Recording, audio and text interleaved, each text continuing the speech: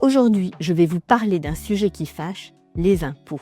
Vous aussi, vous trouvez que vous en payez de plus en plus? Et si vous faisiez partie de ces Français qui sous-utilisent les dispositifs vous permettant d'en payer moins, voire beaucoup moins? On vous dit tout dans ce sondage exclusif OpinionWay pour les éco-patrimoines et le conservateur. C'est un constat largement partagé.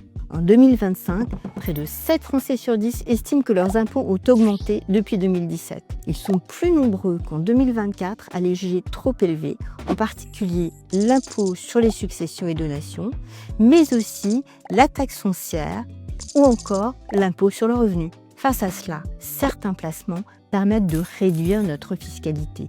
C'est le cas du plan d'épargne retraite, le PER.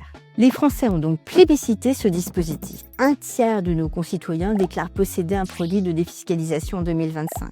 Et dans 6 cas sur 10, il s'agit d'un plan d'épargne retraite.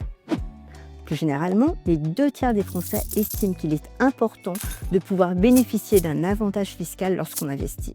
Mais il y a des irréductibles. Plus d'un quart des personnes interrogées considèrent ces niches fiscales comme nuisibles car elles réduisent les recettes fiscales de l'État. Reste que la majorité des Français maîtrisent assez mal la mécanique de l'impôt. Dans un contexte où les débats sur les hausses d'impôts sont très vifs, ils sont moins de la moitié à savoir qu'il existe déjà une contribution exceptionnelle sur les hauts revenus.